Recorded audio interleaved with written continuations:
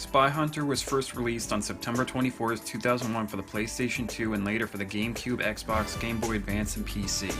This game is described as an enhanced remake/sequel to the classic 1983 arcade game by Midway, which was a pretty common thing to see both back then and even today. Despite getting generally good reviews and selling well enough to get a sequel, this is a game that tends to never be brought up or mentioned when talking about great reboots or just great games in general. So join me as I take a look at this underappreciated modern remake done well.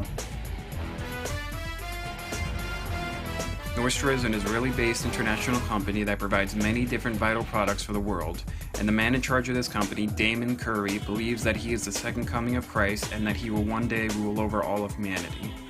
In order for his prophecy to come true, he plans to send 4 EMPs mounted on satellites to cripple the world's power supply, then begin to take over.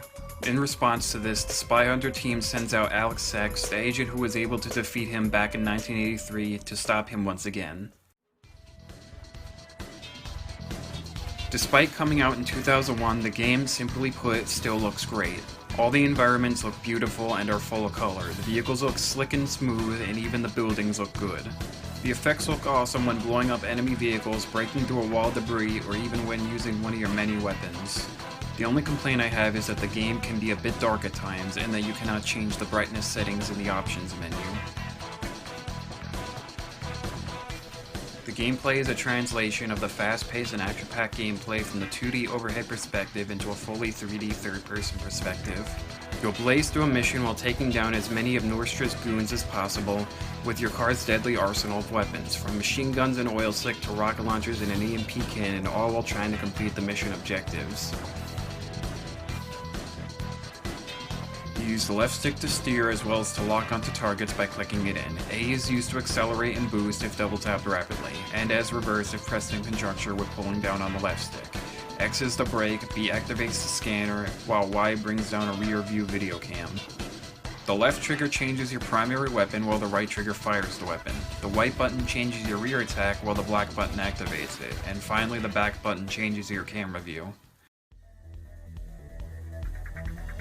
There are 14 missions that take you to different locations throughout the world with many different objectives to complete. Examples of this include disabling a bomb at the Monte Carlo racetrack, destroying a stolen interceptor in the French Riviera, and even disarming an ICBM in Venice.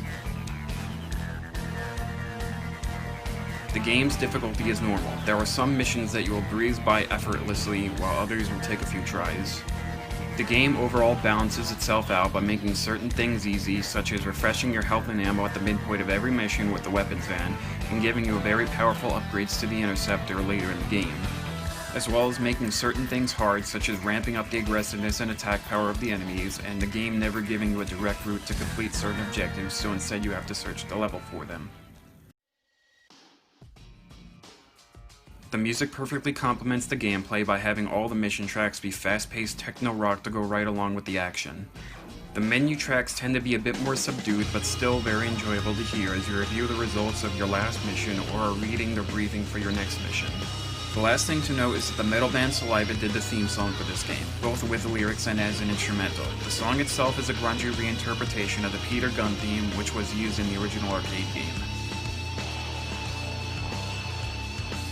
Despite not commonly recognized as a great game or remake, I still personally love the fast-paced action this game has to offer. Combine that with the awesome techno-rock soundtrack, graphics that have aged very well, and it being a remake of one of the greatest arcade games of all time, it's clear why I think this game is still great almost 20 years later. And with all that said, I would definitely recommend this underappreciated title. Thanks for watching.